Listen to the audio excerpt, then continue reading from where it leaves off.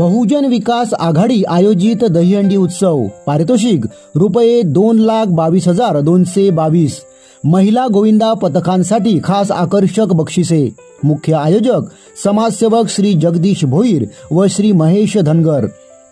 हरेश्वर भगत, कैलाश पायगावकर, जयप्रकाश पाटील, गणेश धुमाळ, स्वप्नील पाटील, पुनीत पाटील, राजा मोहिते, कृतिक भोईर, चैतन्य भगत, तुषार पाटील, संतोष पाटील, कल्पेश पाटील, किरण साळवी, भावेश पाटील, जयेश धुमाळ, प्रभाकर पवार, लक्ष्मण निबाळकर व कल्पेश तलवारे.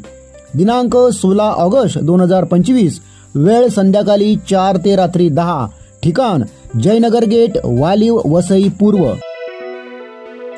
अर्नाळा येथून मासेमारीसाठी गेलेल्या अमर वचन या बोटीचा संपर्क तुटला आणि चिंता वाढू लागली.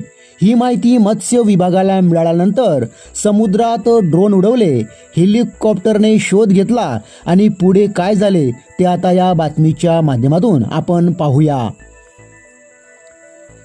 दिनांक 5 ऑगस्ट रोजी अर्नाळा येथून पहिल्या मासेमारी ट्रिपसाठी 12 खलाशांना घेऊन अमर वचन ही बोट गेली होती.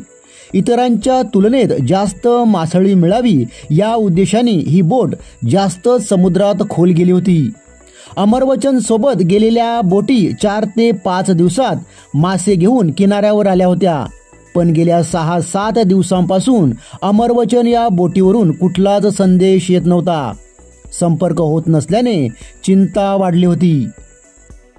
या घटनेची माहिती नालासोपारा विधानसभा मतदारसंघाचे आमदार राजन नाईक यांना मिळाल्यानंतर त्यांनी तत्काळ संबंधित यंत्रणांना संपर्क करून बोटीचे शोधकार्य सुरू केले.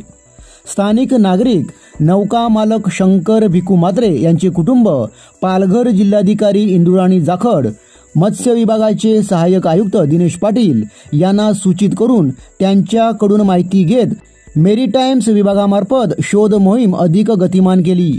खोल समुद्रात ड्रोन उडवले, हेलिकॉप्टरने शोध घेतला. अखेर भारतीय कोस्ट गार्ड हेलिकॉप्टरच्या मदतीने ती नौका तारापूर येथे सुरक्षित आढळली. बोटीवरील वायरलेस GPS यंत्रणा खराब झाल्याने संपर्क तुटला असल्याचे यावेळी आढळून आले. अर्नाळा समुद्र किनारी गुरुवारी अमरवचन ही बोट सुखरूप परत आली असून सर्व मासेमार सुरक्षित आहेत.